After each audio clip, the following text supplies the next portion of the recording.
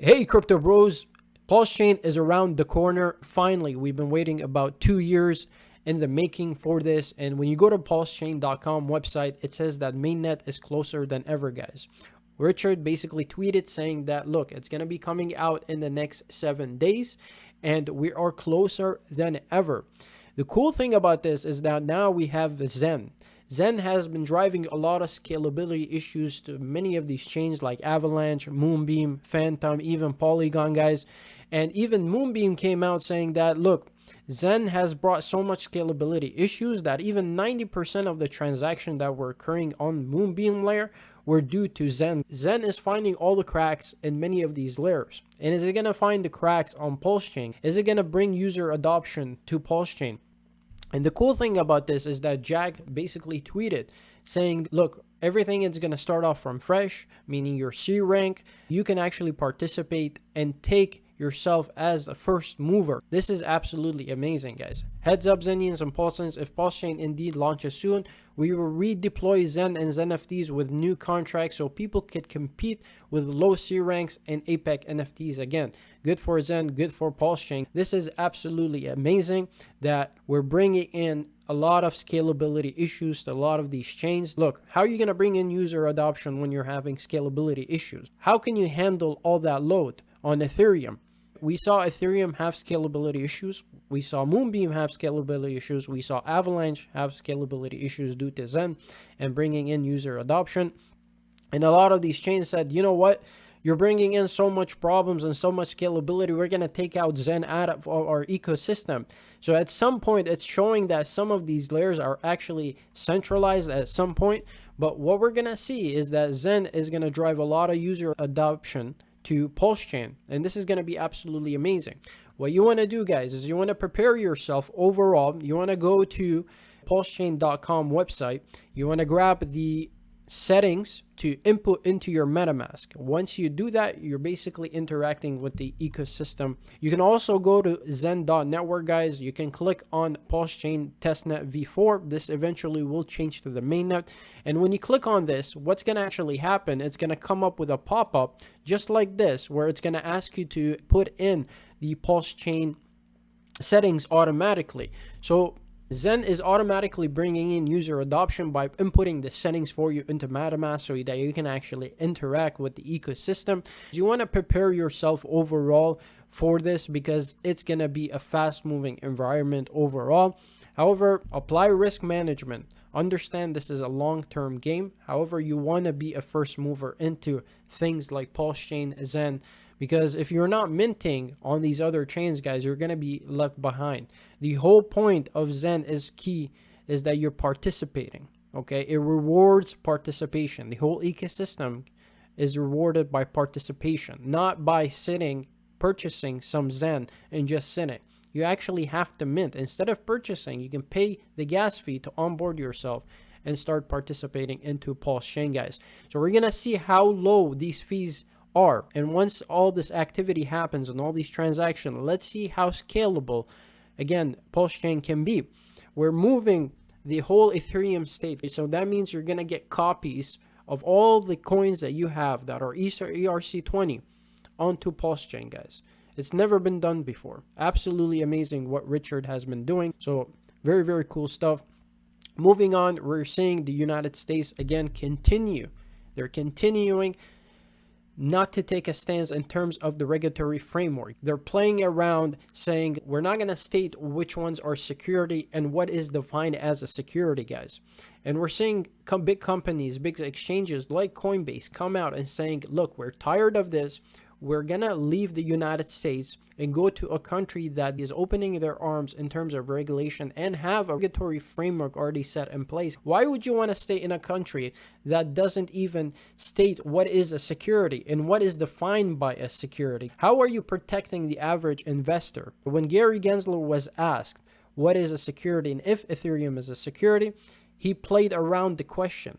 He played around it, guys. He didn't want to answer what is a security. So this just basically blows my mind that they're basically suing XRP and they don't even have a regulatory framework. It's absolutely, absolutely amazing to me, and it boggles my mind not being able to put a regulatory framework where these crypto projects can actually follow something and say, okay, we're compliant, we want to work with you guys. Because a lot of these crypto companies came out and said, look, we want to work with the SEC. We want to do this together. We want to bring innovation to the average person. Okay, we want to bring in user adoption. We want to bring in financial inclusion. But the SEC is not allowing us to do that, guys. It's absolutely amazing to say, okay, hey, maybe this is a security. Maybe this is not a security. Let's get a framework together.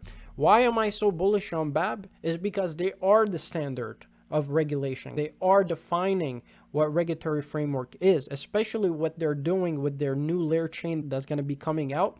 That's going to be regulated. You have the application bringing in user adoption, and through user adoption, you can bring in a regulated DeFi. So you have the e-money account where you can open up a bank account, a UK bank account anywhere around the world by just downloading the BAB application, and you can onboard yourself into Currency X, which is a remittance stable coin that's very secure, backed one-to-one, and crypto. So it gives you access to Bitcoin, Ethereum, Tether, and the Bax token. So absolutely amazing what's happening with the BAB application. So look for companies that are basically the regulatory framework. They are implementing the regulatory framework for the SEC, guys. So absolutely amazing stuff are happening. The other thing that we're seeing is that, look, BlockFi is coming out and saying if you had assets on BlockFi, when you signed up, when you put in your email into our exchange, okay, and you put in your first and last name and you put all those KYC process, you are actually giving up your right. That little pop-up that comes up to check mark, you're giving your right to your assets. You do not own your assets. The whole point of cryptocurrency is to take out the middleman. That's why you're invested in Zen. That's why you're invested in Pulsechain. That's why you're invested in the big macro caps like Bitcoin, Ethereum. It's basically to take out BlockFi. And BlockFi, because they filed for bankruptcy, they're coming out and saying all legal rights you just basically gave away by signing up with BlockFi. They're no longer your assets. So don't trust any middleman at the end of the day. Why are you continuing to trust banks? Why are we continuing to trust banks when we have alternatives that allow you to get into crypto, such as BAB, and basically moving them off and custody them yourself? Look, you participate in something like this, you're most likely gonna lose your funds if the exchange goes bankrupt, if the bank goes bust. And the whole thing in the development, what's happening with X1, guys. So if you start burning again and participating in the Ethereum ecosystem, you start burning for Phoenix, you start burning for DB Zen, making Zen deflationary, you're rewarded by participation. You're not rewarded by sitting around and not paying the gas fees. Again, you can basically purchase some Zen on the market.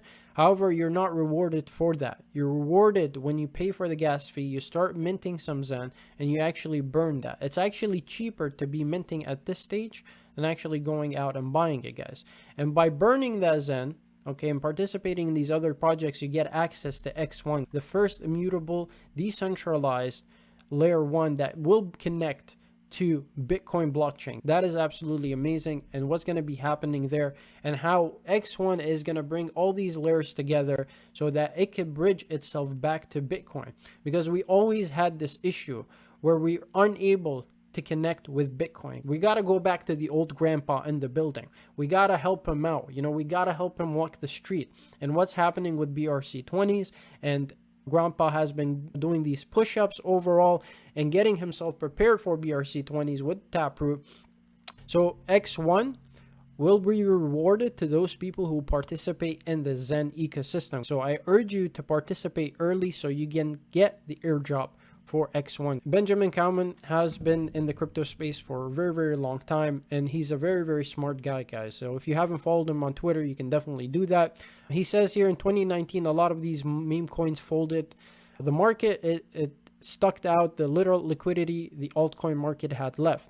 Just a few weeks later, these meme coin investors became bag holders, and a majority of the meme coins went to zero and are now completely forgotten. There's a lot of economic uncertainty happening around the world, and a lot of these meme coins that are coming out are basically to drive up the price of the meme coin and have a lot of these bag holders or the founders dump on the community And that's why I'm so bullish on Zen, because there is no pre-allocation when you build and mint. And this is the whole thesis that comes back to Bitcoin with BRC20. When you start minting, guys, you get basically the same allocation that a founder would have if he started minting himself. So again, just remember, a lot of these meme coins will go to zero because they don't have any user utility. The hype doesn't stay for long. So just stay safe in terms of that. We're also seeing paid with MetaMask in terms of allowing users to onboard to Ethereum. So this gives more user adoption. So pretty cool to see overall. However, let's go ahead and cover the Bitcoin chart real quick here, guys, and just get a stance of where we could be heading just short to medium term. So we've been talking about on this channel for quite some time. We're seeing bearish divergence happening on the stochastic with lower highs being put on the oscillator right here, guys. So you can see that lower high after lower high, 1-2 touch.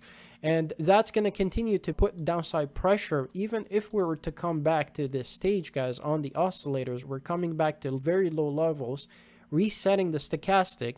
And if we were to come back to the areas of 68, 69, this is going to play some key resistance area in terms of this.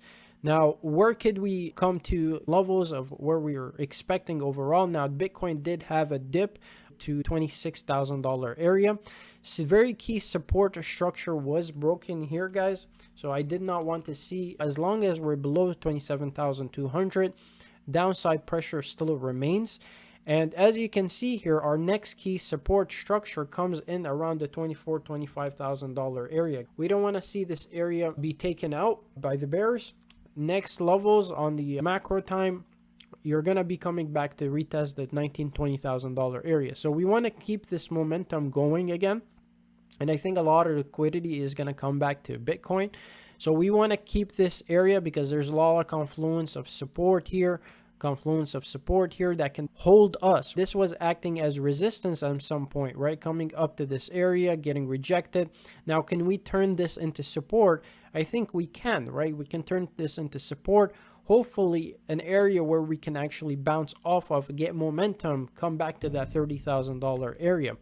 Now, what I'm suggesting here by looking at a strategy, if we were to come back to that level, this strategy and how it plays out is that every time price comes to the 55-day moving average, so we got a bit of way to come back to around $25,000 area.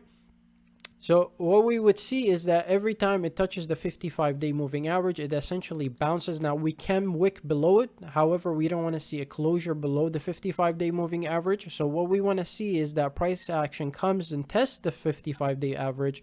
And usually that brings us about a 53% upside movement over time.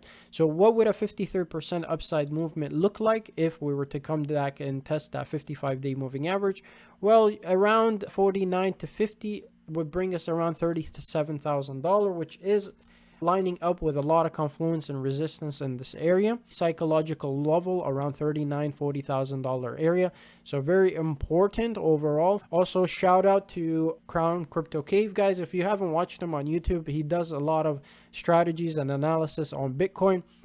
And he is very, very smart guy. So if you do want to follow him, he basically stated that every time we see a 2-day volatility come down to very low levels with the stochastic giving you the direction, it gives you about a 14% downside overall on average. So if this was the case, this is coming down around, guys, 14% puts us around that $24,000-$25,000 area, which we've been discussing, which will trigger, again, that strategy that we've been discussing again on the 55-day moving average, and hopefully we can get a bounce off of it. Now, we don't want to see that $24,000-$25,000 zone taken out because it could spell lower prices for Bitcoin on the macro time scale.